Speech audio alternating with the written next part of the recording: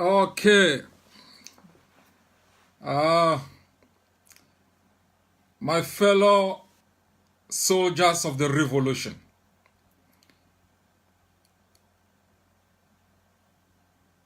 I'm glad to be here this evening to share with you the progress of our struggle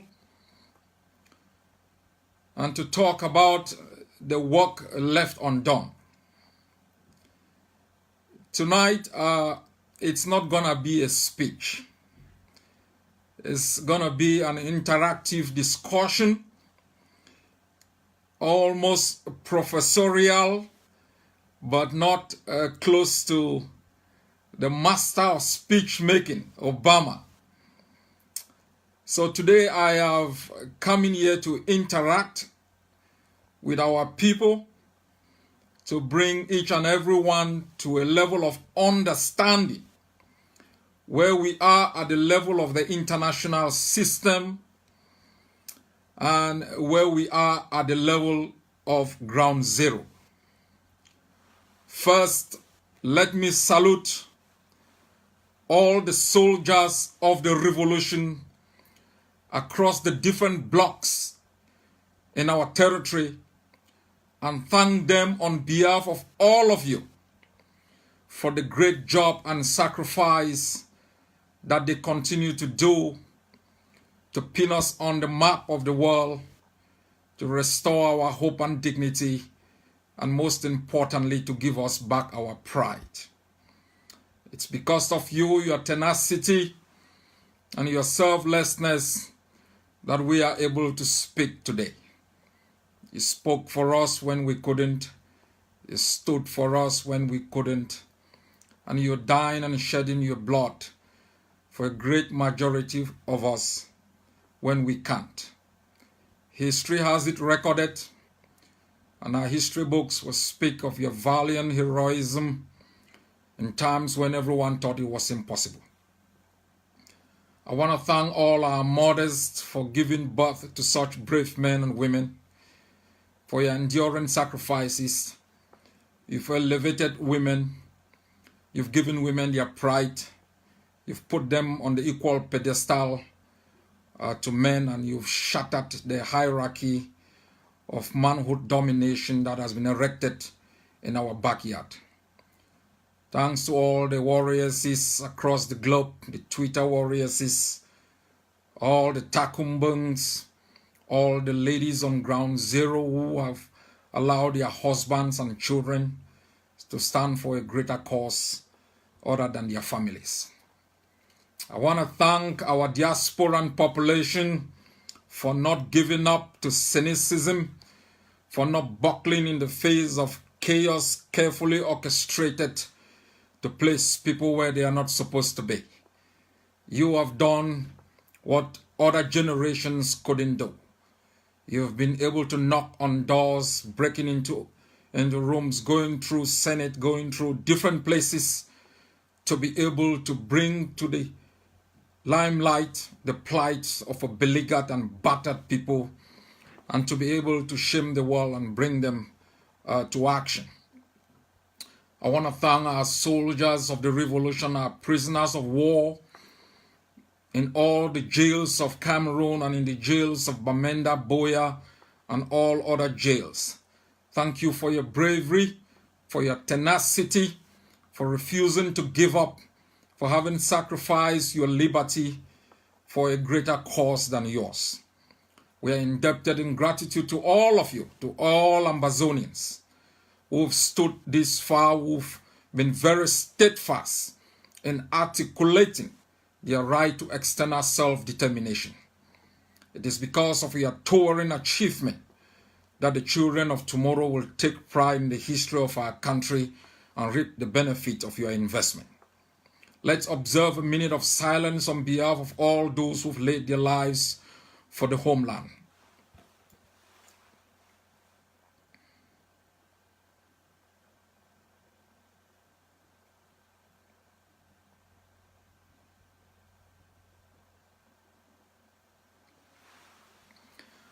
May the souls of the departed rest in perfect peace.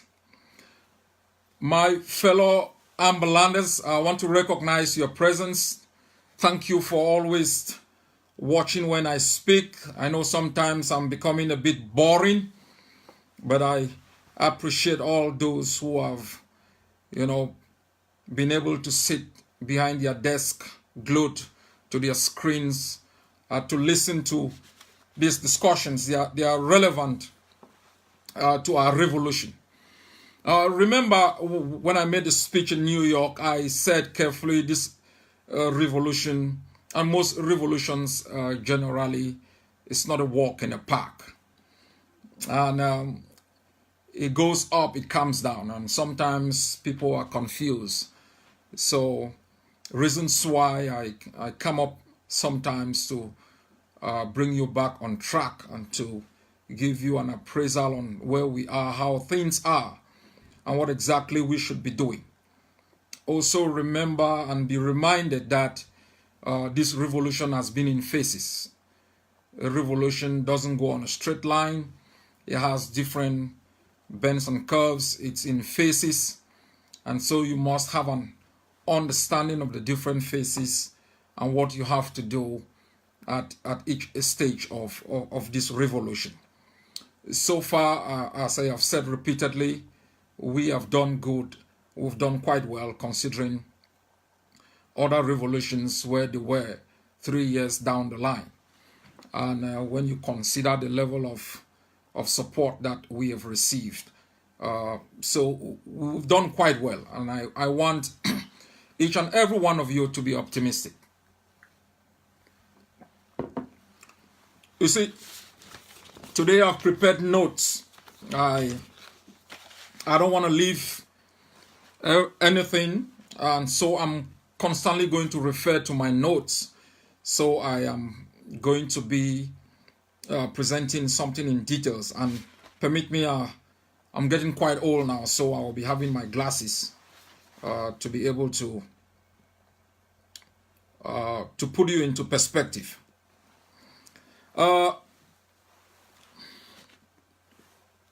Remember, I want to talk first about the United Nations Security Council.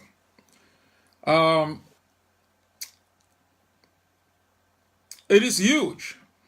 I remember I said last time, there are positives and there are negatives. Having your case this early at the United Nations Security Council. That is the highest organ of the United Nations. And you would want to say it's the highest governing body or executive organ of the world. That's where decisions are made on peace and security and membership to the United Nations. And to have been able to go in there with our case is huge. I know most people came out a bit disappointed, and I can understand why. The reason why you were disappointed is exactly because you set an objective and expected something else.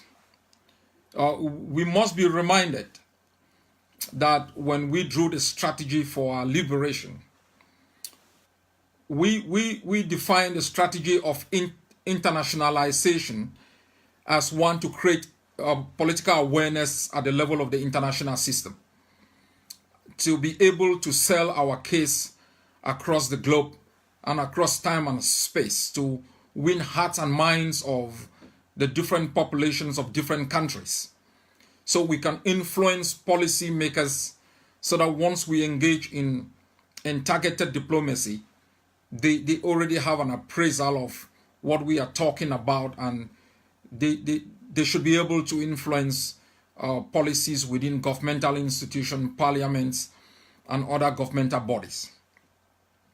So our objective or objectives was, one, to create international awareness, and number two, to place our case, at the level of international governmental and international non-governmental institutions. And that's exactly what happened. And so most people thought sitting at the United Nations the different countries would be battling for us, making our case for independence, making our case for recognition. No, that is not exactly where we are. Where we are is exactly what happened at the United Nations.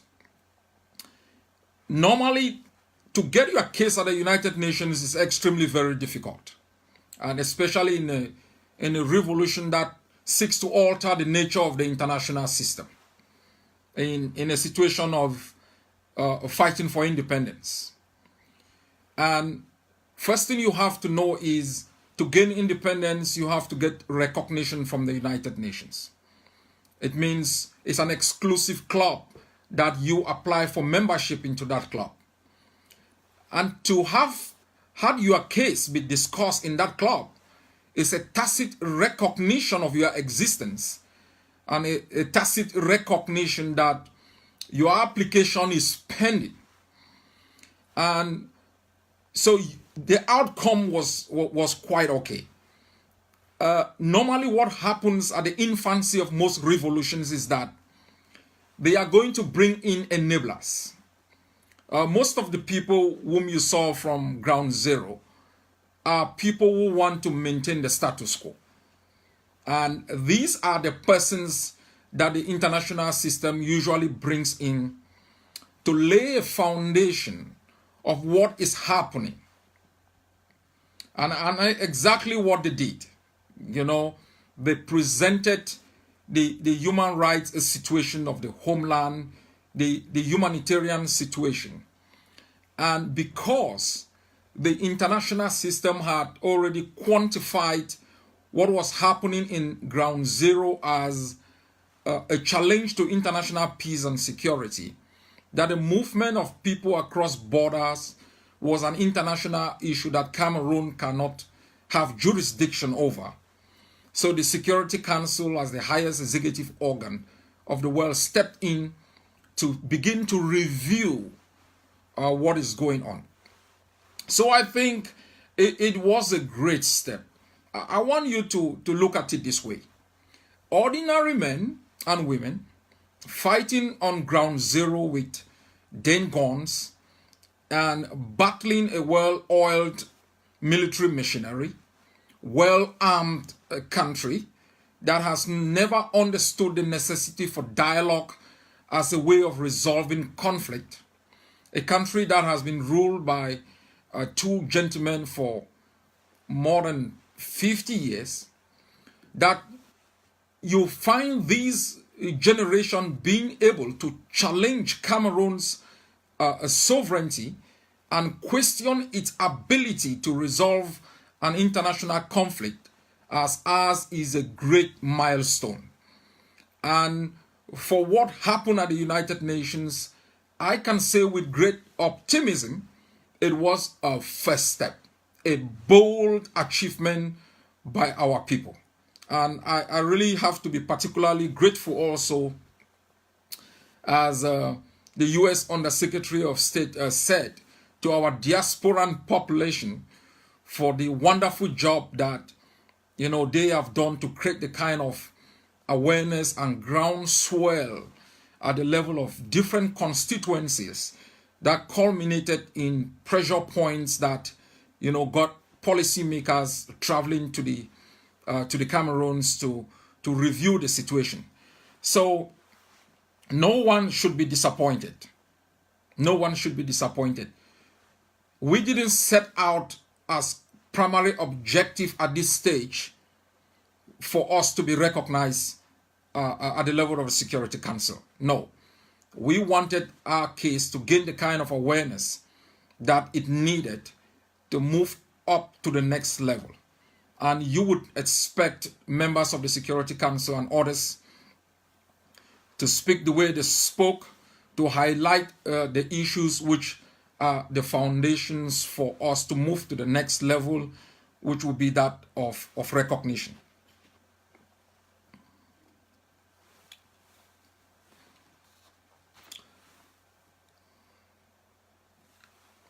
Now, let me say something. I always have the tendency to say it's not enough, and we are right because of what we have faced as a people historically. That we don't just embrace science. We want commitment from the international system. I mean, deep commitment to our liberation, to the strives of our people. We want recognition of historical mistakes that have been made by the international system. The negation of duty in 1961 was quite glaring, and we expect an apology from the international system because their actions and abdication has cost the lives of millions of our people. But I really want to thank all those who have worked extremely very hard to make sure we get to this level.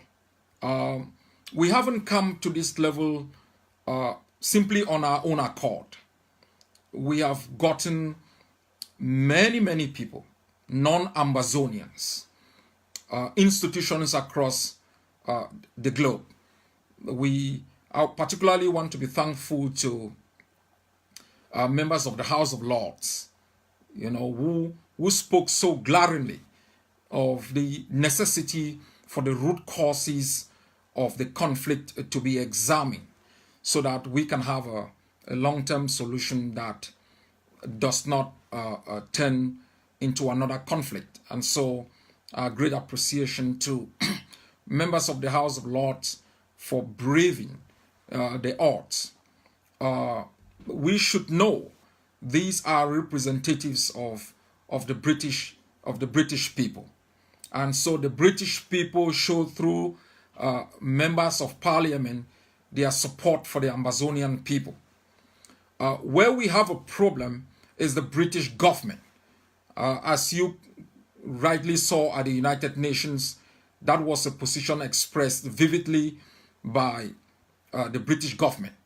The British people, through their parliamentarians, through their members of the House of Commons and the House of Lords, have been able to speak true to power and to express our pain in a way that captured the reality of what we are going through. So we are indebted in gratitude for their stance, and we expect that the British citizens will continue to put pressure, and our people in the United Kingdom will continue to bring pressure to bear on representatives of their various constituency to raise the case of the genocide being committed against our people and to push for a speedy resolution of the conflict so that the Ambazonian people become a member of the international system and do as they have done in the late 50s, elect a government of their choice that is going to exploit the resources of the homeland for the benefit of the Ambazonian people. I also want to send my gratitude to members of the Bundestag, especially the FDP faction that raised the case of Ambazonia, and in collaboration with other members of the Bundestag call for economic sanctions against Cameroon. My deep appreciation to all the activists, the ladies that worked tirelessly behind the scene to make that possible. And our historic ties with Germany is deep, as we all know that our capital and some of our infrastructures are still reflective of German technology. And as we have said repeatedly, a new Ambazonia would seek to establish historical links on a basis of equality, on a basis of equal opportunities for both peoples that these engagements would be. And so my deep appreciation on behalf of the Ambazonian people to members of the FDP fraction and the other factions that joined them in pushing forward for economic sanctions to be passed against Cameroon. I think it is also important to note that despite France's support for for Cameroon, despite France's historic ties with Yaoundé, its continuous support for Cameroon's policies that are genocidal in our homeland. There are members of the French Parliament that have spoken loud and clear about, the necessity for the alteration of France's policies within the continent, and for the plight of our people to be seen as tied to those policies that do not question such autocratic systems and policies that leads to genocide, as we saw in Rwanda. Let me remind the French people that we understand these historic ties, and it is for the best interests of France, for political stability of regimes, and regimes that exploit resources and develop the economy and systems of their own countries, because those regimes create political stability that is important for nations beyond the shores of those countries. And each country with political stability, economic stability, and opportunities for the people creates the environment for trade that is mutually beneficial for all countries, and engineers the kind of cultural collaboration that strengthens norms and values that are also marketized. And so it is for the interest of France to see that there is a regime in Cameroon that respects human rights, that recognizes Ambazonia as a separate country. After all, as I have said repeatedly, France's investment in South Africa alone is more than all of France's investment across all Francophone countries in Africa. And so it is for the interest of this country to continuously see that political regimes are based on the interests of the people, based on the consent of those that they govern. So I want to extend my deep appreciation to these French parliamentarians for taking up our case. And it's a just cause, and it's a cause for humanity, and every free people and good people across the globe should be able to stand up, speak for Ambazonia, and stand for the interest of Ambazonia. Let me also send my special thanks to members of the U.S. Senate. And something has happened, and especially the United States Ambassador to Yaoundé, who for the first time recognized Ambazonia in a press conference by calling the name as it's supposed to be called.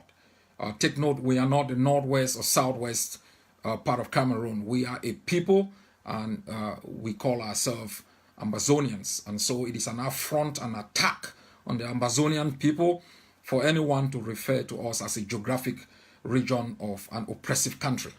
And so I want to thank the U.S. Ambassador for being bold and brave enough to be able to engineer the kind of process that has culminated into these multilateral actions at the Security Council, for having been brave and spoke truth to power, and been able to challenge Cameroon's historical claim over our territory was a milestone. So I want to thank him for that braveness. I want to thank members of the U.S. Senate and all those who worked tirelessly to make sure that our case was given a fair shot. There are still limitations which I will come to, but the Ambazonian people are grateful for this solidarity in our time of greatest need. I think I also want to extend great appreciation to the Canadians for raising the human rights situation. I think we all know that that was raised, I think, through Agbobala while he was in Canada. He raised the issue of human rights violations, which is systemic in nature and amounts to crimes against humanity. And I think that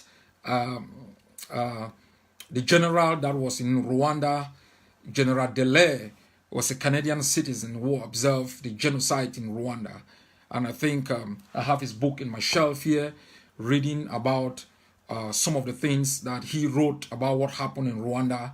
And I know that the Canadians will not forget that history and will take concrete steps to make sure that Ambazonia is recognized.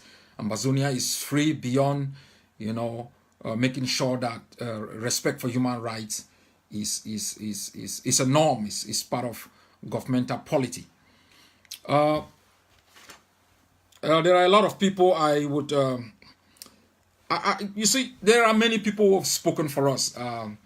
Professor Lumumba. Professor Lumumba has been a strong advocate for our cause. I think he's a gentleman we all know through his great endeavors and strides to articulate the plight of Africans and the necessity for Africans to begin to believe in themselves and their ability to shape the continent according to their own values. So, Prof, I want to thank you for being brave, for being one of the chosen ones within the continent to be able to speak for us and come within our midst to articulate our cause.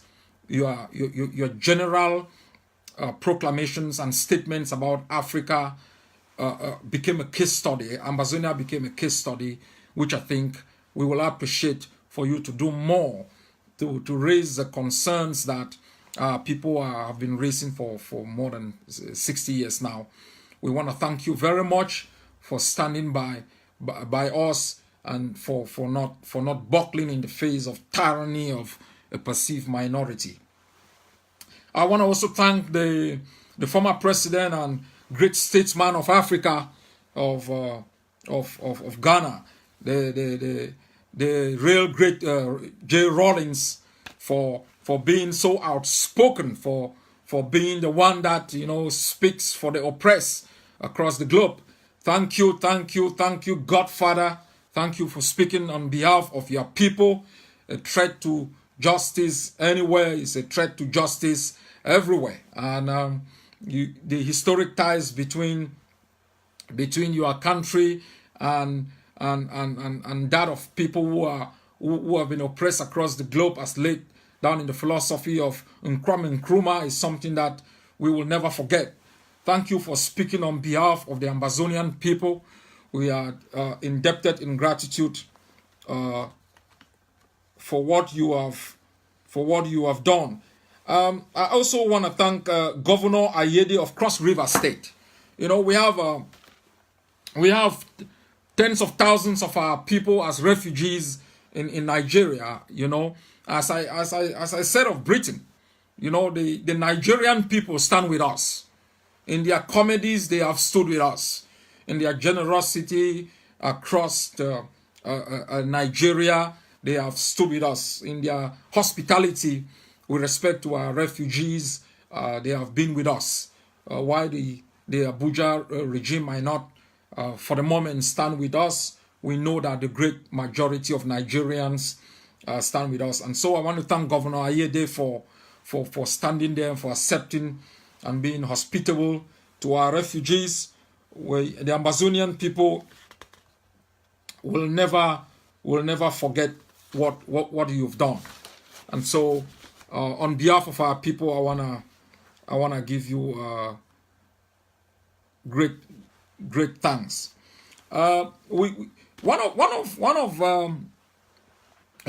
is something about Norway. There's something about Norway. The population of Norway is half the population of Ambazonia. The number of Ambazonians that have been affected by the conflict is more than the population of Norway. Lest you forget, Norway was once... tomorrow is Norwegian Independence Day. So, happy Independence Day, Norwegians, and we're grateful for the concerns. You should be reminded that Norway was once under Denmark and once under Sweden. And the peculiarity about Norway is that once it became independent, the Norwegian language sounds in a way like the Danish language, that sounds in a way like the Swedish language. So they are all almost the same, with a bit of, slight difference. Peculiarity is that once Norway became independent, Norway could have simply adopted the language of Denmark or Sweden. It didn't, because it realized language was an intrinsic value system of a nation state. And so rather than simply adopt the language of those that you've been under. Norwegian historians, sociologists, and others, linguists, went down to all the villages, did a lot of research, and were able to formulate a uniquely Norwegian language, which is, I think, more romantic comparatively to the Swedish or the Danish language. You must also be reminded that Norway was one of the 61 countries that voted for our independence. And my first contact with Norway was in 2002. 2002, I traveled to Norway to speak to the Norwegian Foreign Ministry officials, thanks to the effort of Comrade Agbod Derrick. I traveled here, I spoke to Foreign Ministry officials about the pain of our people. That was 17 years ago. And I have had a couple of contacts with the Norwegian Foreign Ministry thereafter. And the gentleman that traveled to Boya, one of the first international humanitarian official that did not only come and end in Yaoundé and got a gold status, but traveled to our homeland and made a riveting video from our capital, not only talking about the humanitarian crisis, the human rights abuses, but also talked about the necessity for the root causes of the conflict to be looked into and a just solution to be found. And that is Mr. Jan Egeland. I know him well. I don't want to go into details. I know him quite well. Jan unfortunately lost his wife, who was Minister of International Development under the governing party at that moment. The governing party at that moment was led by the current Secretary General of NATO. So the Jan's wife was Minister of Development. I met the Foreign Minister and the Minister of Development a couple of years ago during a campaign that was launched here for students that were expelled from countries, and those were members of Jan's wife's party. His wife is a great humanitarian. Jan is a great humanitarian. We thank you sincerely, Jan, for speaking on behalf of the Ambazonian people. And there has been some contacts between Jan's office and the office of the Secretary of State and that of the Vice President of the Ambazonian Governing Council. We also want to thank other Norwegian institutions, which I will not name. I have met them. They have traveled to Brussels and met the Secretary of State. There are ongoing consultations and discussions, and that will be made clear to the Ambazonian people as we move forward. So I want to thank all those in Norway who have spoken for us and on our behalf and continue to bat for us. Norway has been a historic country that has stood for oppressed people. It stood for Aung San Suu Kyi in Burma. It stood for the Tamils. The Tamils had a headquarters here in Oslo. So thank you very much. Your vote for independence is reflected today in your commitment to the Ambazonian people and their suffering. I also want to thank our Finnish authorities. I'll also extend my thanks to a great patriot, Eugene Ufoka, who did a lot of work in Finland, to bring our case to the limelight there. And I want to thank the Finnish authorities, the Swedish authorities. I want to thank everyone across the globe who've been able to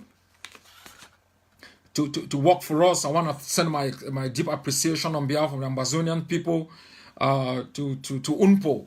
All the stuff going across now in Europe is thanks to our membership in UNPO. Though the AGOVC, made that membership to happen, it is on behalf of every Ambazonian, and every Ambazonian is gonna benefit from that from that membership. Now, as I have said, I deeply am grateful, and I know you too, Ambazonians. You've been a wonderful people who have been thankful all your lives. You're grateful for all those who do you good, and you still embrace those who do you bad. And sometimes when they call Jesus an extremist, and we say yes, Jesus was an extremist for love when he said, love those who hate you and treat them with kindness. And so you Ambazonians have been an extremist for love. You've shown your generosity to millions of Nigerians, millions of Cameroonians, and millions of others across the globe in your in your kindness.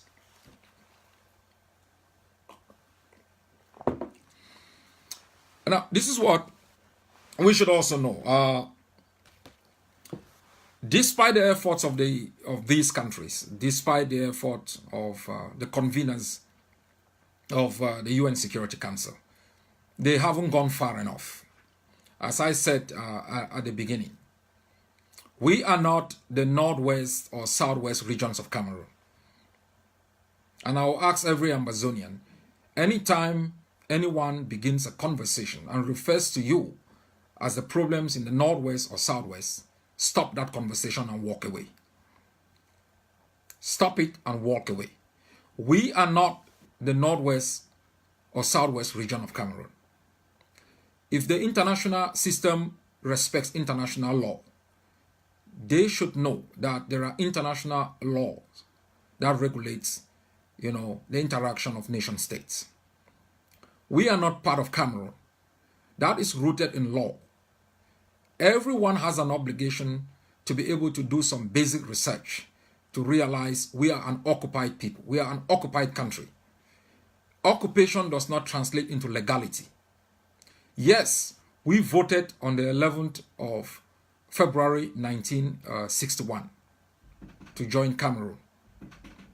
Of course, we still think the organization of that elections was null and void because we're a self-governing territory far advanced than Cameroon. But we were also a parliamentary system where sovereignty lay with the House of Parliament. That vote did not translate into any legal instrument for Cameroon to claim Ambazonia. Let me remind everyone, the United Kingdom voted to leave the European Union. It needs an act of parliament for that vote to be binding on the United Kingdom. It has not gotten that act of parliament. That is why they are going in for European Union elections. Ambazonia voted to get into a federation with Cameroon. It needed an act of Ambazonian parliament alone to make that election a legal instrument that can be invoked under international law to make that vote binding on both parties. The House of Parliament of Ambazonia never passed any act to give any legality to the vote of 11 February 1961. UN Resolution 1608 that was also supposed to translate that electoral vote into a binding international instrument that can be invoked never took place.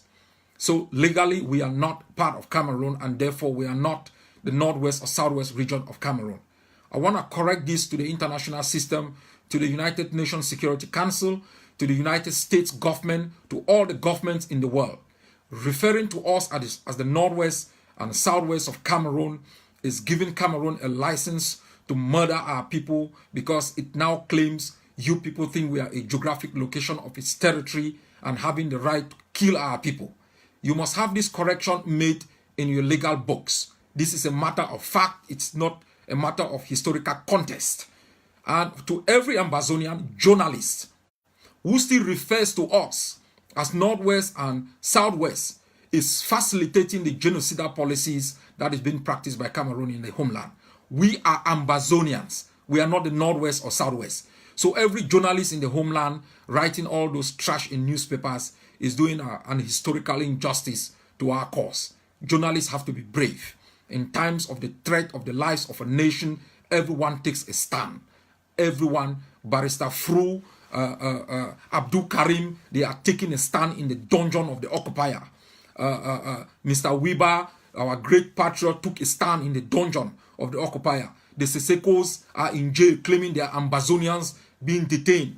You have all the detainees and all the quarters in Kondengi across the territory. They've taken a stand. Everyone should take a stand. That's the least you can offer.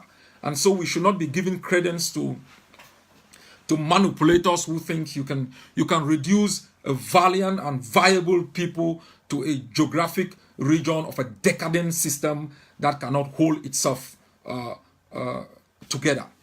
So this has to be corrected. It has to be corrected. And to refer to us that way is a license to Cameroon to kill. Because Cameroon will take it and say, well, if part of our territory, is seeking to break away, we have a right as a central state to hold that part back. They don't have any right. They are an occupying power that should have left our homeland, and we constitute a government of our choice to govern the political space and develop economic policies for the prosperity of our country and the development of our people. So I just think it's important that I make this correction. As Professor Carson Anyangwe has stated, our borders are there. They are borders that are demarcated. Borders then followed natural topographies to make sure they can contain people with similar characteristics to develop the characteristics of a nation. So our borders were not arbitrary. They are rooted in international laws. You can refer to them from Milner-Simon Agreement, I think the Franco-German Accord of 1931 or 32. I'm not quite sure.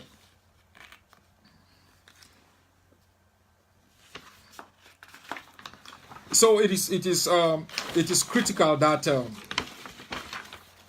the international system make this historic correction and stop referring to Ambazonians. We are 8 million people.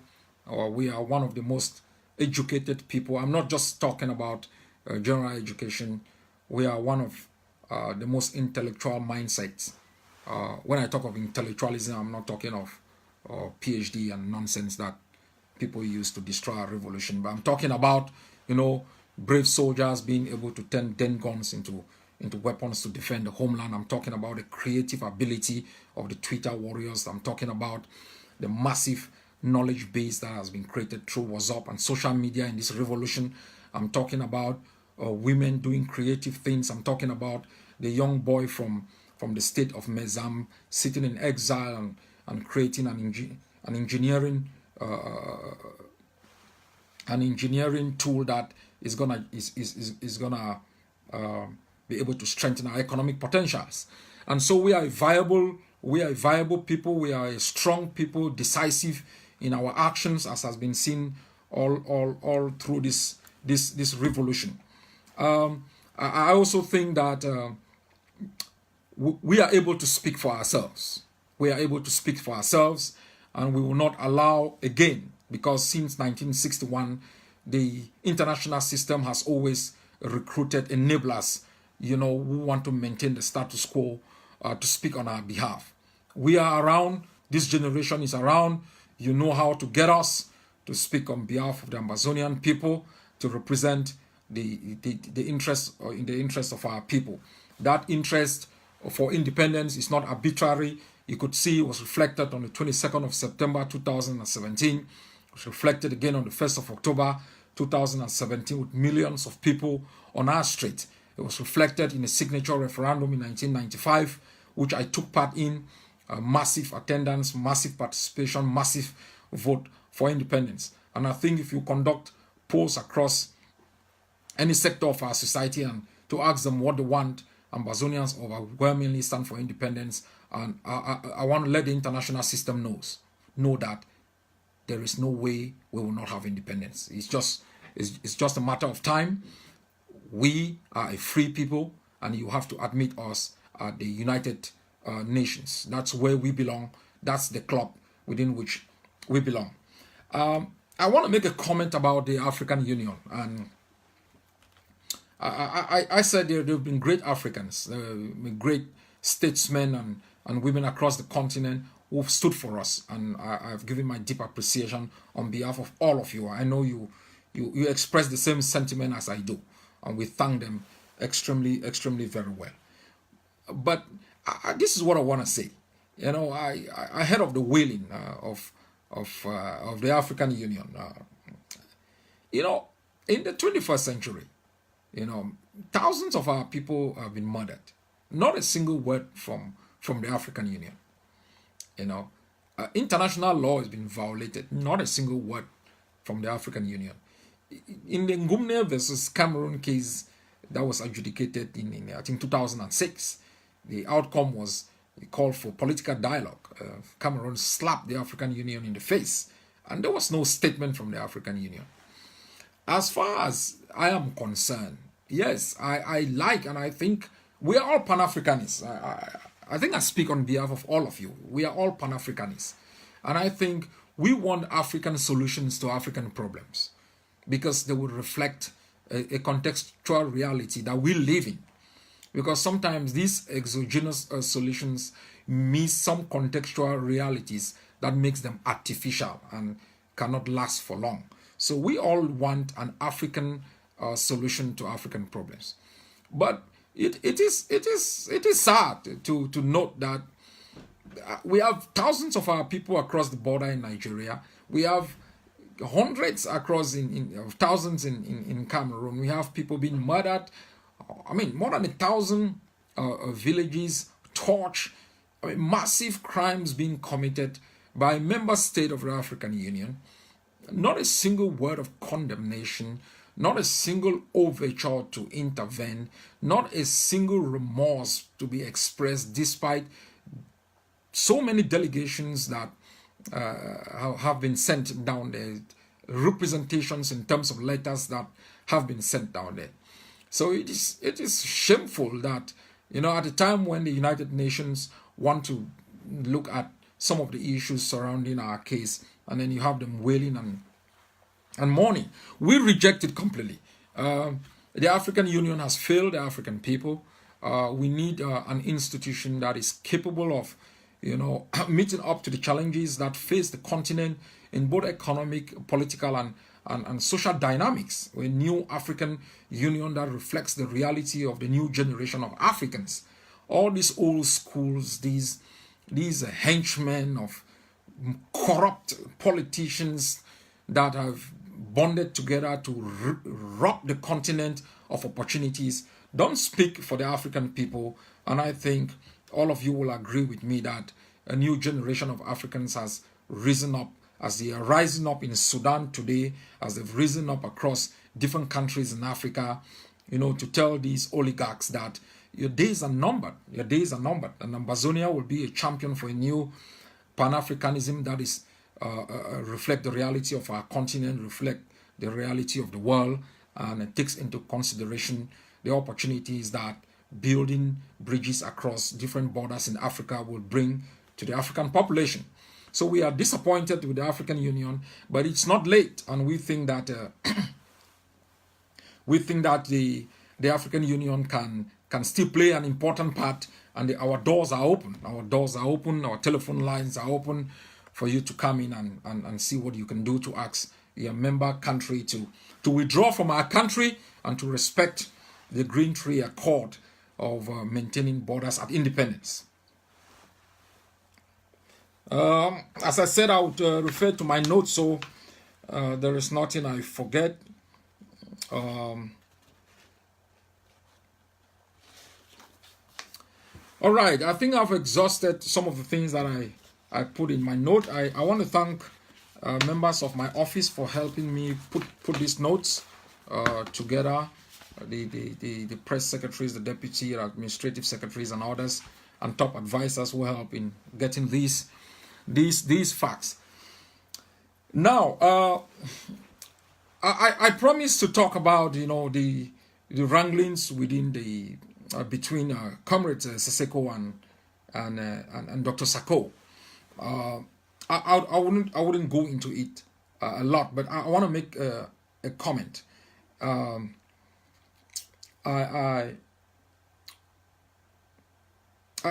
read someone said, you know, they have a problem with leadership in our revolution. We don't have a leadership problem. We don't. If we had a leadership problem, we wouldn't be here today. We wouldn't be here today. And some people have a problem, no doubt. But Ambazonia hasn't got a leadership problem. We have defined a strategy for our liberation. That strategy is a unique strategy. It's time-tested. It's uncontested. It's applicable within the context of our own struggle. It's dynamic, which means it's adaptable. And so we don't have a leadership problem. That strategy can be copied by anyone. And it has happened across the entire territory. The block by block, neighborhood by neighborhood struggle is continuing. Fighters are fighting in their blocks. And defense groups are emerging. And I want to thank the Ambazonian Defense Forces and its leadership for working hard. The leadership of the Swords of Ambazonia, the leadership of the British Southern Cameroon's Restoration Forces, the leadership of, I think, the Tigers of Ambazonia, the leadership of the Gorillas of Ambazonia, the leadership of Seven Qatar, and others who have agreed to come together. I see them every day strategizing in building the contender force, striving and struggling against all odds to defend their neighborhoods and their blocks. The strategy has worked, and it is thanks to the leadership that this revolution has. Our people across the entire territory have remained defiant. They've respected calls for ghost towns when occupiers are coming into the territory. They have respected our Monday Country Sundays. And the leadership has continuously developed policies to adapt to the changing strategies of the regime. We are well versed with the strategy of the occupier. And I can assure you that we will continue to modify our own strategy to outsmart them, outgun them, to undermine their ability not only to govern us, but to be able to maintain any sizable presence within the territory of Ambazonia. And as I said the other time, we control more than 80% of the territory from a dynamic perspective. Cameroon has no space within which it can simply just operate with impunity. Yes, they are in small pockets in certain areas. We know those areas. We've mapped those areas. And as we grow in strength, we will take them out decisively, because we are the true defenders of our country and our territory, and we have a right to exercise that right to self-defense within the territory of Ambazonia against a brutal occupying country that does not respect our own existence. And so this strategy is being modified, being injected within the homeland, is thanks to the leadership of this revolution. And so they claim that because there are some squabbles going on somewhere and there's an absence of leadership, is a lie. Don't buy that narrative. It's a stalling tactics. It's a stalling narrative that makes you take your eye off the ball. There is strong leadership also at the level of international targeted diplomacy. That leadership has been showing its work across. Sorry, I forgot.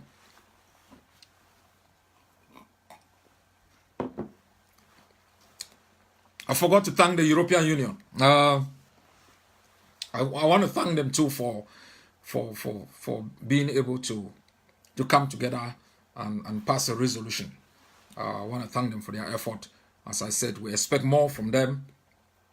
They are a norm-setting institution built from the rubbles of post-World War II, and I think they understand the pain of occupation and the pain of torture, inhumanity, more than any other place across Europe. So we expect the European Union to continue with its forthright policies to isolate Cameroon, targeted sanctions, and to make it impossible for fraudsters and embezzlers and murderers to fly across the world. So in terms of leadership, I think Dr. Nyi, Secretary of State Ayaba, Secretary for International Recognition, they've been doing a marvelous job. What kind of leadership do you need? These are seasoned persons with great abilities. They've been doing a lot of work. you haven't seen anything yet. What is going on, you haven't seen it yet. So there is leadership, both of the revolution, in terms of political leadership, in terms of defense leadership. You have the chairman of the of the Defense Council, a wonderful Secretary General of the Defense, of the Ambazonian Defense Forces, who was working himself on a 24-hour basis to make sure he lead the forces, coordinating again with all, leaders of the different defense groups that are working together. These are leaders. So, you will not have Jesus Christ coming around anytime soon to lead. It will be ordinary Ambazonians who learn on the job and doing their utmost best, putting Ambazonia first and making sure we work together to end the nightmare in our homeland.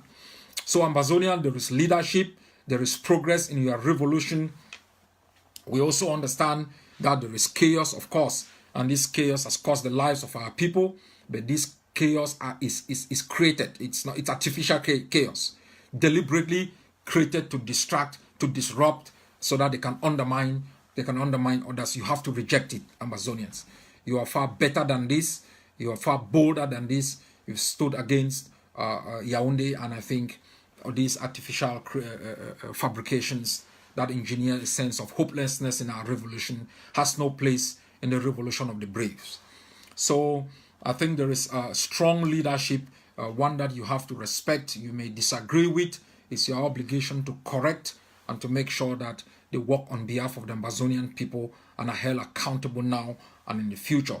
And I can tell you with utmost sincerity, all of us will answer to the Ambazonian people or on our omissions and our commissions in our time of service on behalf of our revolution and our struggle. I think what we should know is this. We are on crunch time. The United Nations was created as an institution that should cater for the needs of the weak. But it has become an institution that caters for the desires of the powerful. The United Nations does not help the weak. It helps the strong to pass their resolutions, to promote their agenda. And the necessity why we have to be strong. We should not think that you sit back and glue onto your TV screen or you watch your WhatsApp messages and expect the United Nations to hand you your independence, your freedom on a platter of gold. No, it's not going to happen. Your independence and freedom will be secured through your own bravery and strength and resilience. I know you've shown that thus far. You're still going to show that going forward. That is why we must arm ground zero. I don't know why you're wasting time. All of you out here, all of you watching, you can make this conscious decision. The tigers of Ambazonia, the swords of Ambazonia need your support. You give them that support, they are going to kick out the remnants of Dion Gute and others running around, pretending, the enablers, plying our streets. I've asked, the defense forces to arrest these enablers and detain them until independence. So you don't need to be worried. You've got the brave soldiers. I know them. I've worked with them. I see them. You have to believe. If you want to become a governor, the Ambazonian constitution will give every Ambazonian the opportunity to contest portfolios and be elected as a governor. For now, you are a liberator. You have to be focused on the liberation of your homeland and stop squabbling around for crumbs. Stop squabbling around for things that you don't have. You have no powers. You've seen it in this revolution. None of you has any power. I think even me sitting here, I have more powers. If I was as reckless as some of you, I would turn that power against some of you shouting and disturbing this revolution. But I think it would be against the customs and traditions of our revolution. So rather than spend your time squabbling over virtual powers that you don't have, write your names in the history books, support these brave men and women fighting in Munyenge, fighting in different places in Bafut, defending the Fons palaces, fighting in Wom, fighting in Kugwe, fighting there in Ambo and different places. Make your investment where you are sure that you will see the benefit. We've never failed you. They have never failed you. They've given you pride. They've given you hope. Replicate with further commitment to the values and valors of Ambazonia. That is why you are around. And God has not kept you here for nothing. God has chosen you and placed you here for a reason. Make your life worthful so that you don't die. You go and meet General Ivo and all the others who've gone away, and they ask you what you did in your brief sojourn here on earth, and you say I was squabbling over the internet on a virtual power that I don't have. So we have to be strong. We have to be strong. Make no joke, make no mistake about it. Weak people have no space within the international system. Only the brave have a space. We haven't come this far by begging La République. We've come this far by shooting them down in our streets and making them run away from our cities and our villages. Those are the strengths that have given the Ambazonian people this level of recognition. It's not me sitting here and talking here on Facebook that has taken us to the UN Security Council. Are the strategies we put in place to make Ambazonia ungovernable, the strategies we put in place to increase the cost of the occupation, the strategy we are putting in place to bring insecurity and to bring chaos in La République to Cameroon, to make sure that Cameroonians can rise up and challenge the regime and create the kind of chaos that will make Ambazonia walk away. And as I have said many times, these La République agents realize it. The only time citizens of Cameroon sat and spoke with us was during the time of the consortium. That is the only time Cameroonians moved into Ambazonia and sat and spoke with us. Once they saw that the handwriting was on the wall, they started sending enablers, the Dion Gutes, all of these crazy sellout traitors. They started recruiting for amongst our own society, enablers, to come and play their dirty games on our street. Thanks to the brave warriors of Boya and My 17 today, you shot them out of town.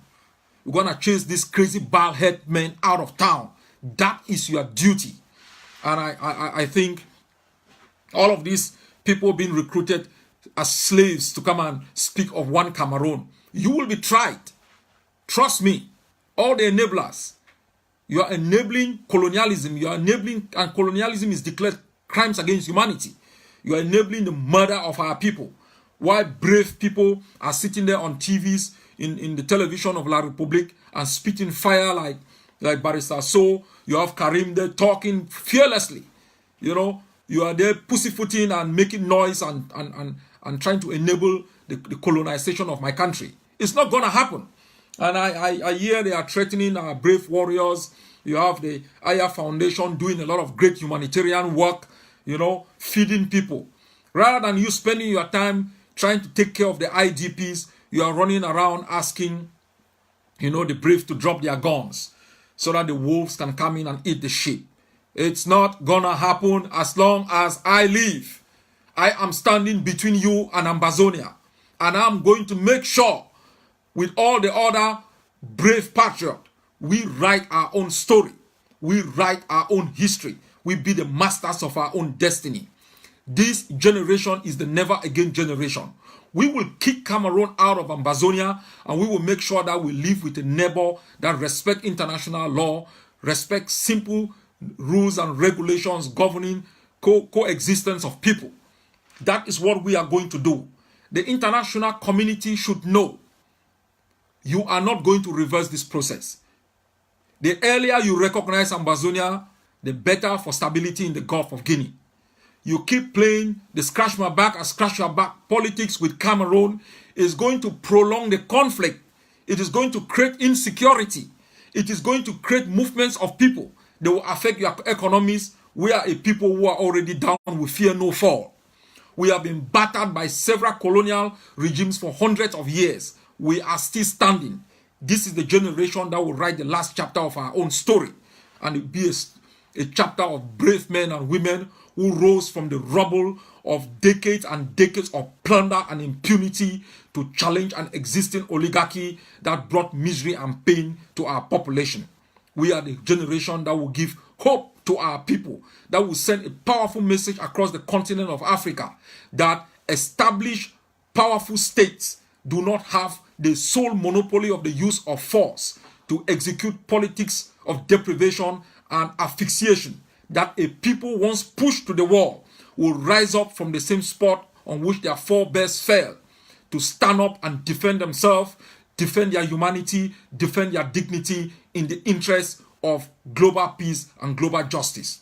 Ambazonia is a case study that will be studied for so many years, and many children of history, many political scientists, many historians, sociologists will take pride in the work you have done here today.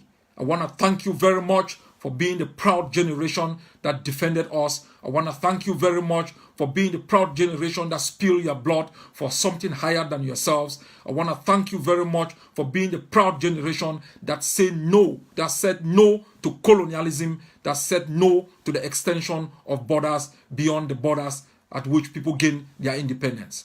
Thank you very much. God bless you. God bless Ambazonia.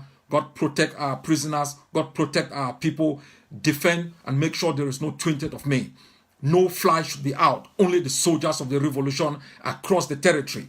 I've just seen some materials that have gone in today. You will see them in the coming days. Take those materials.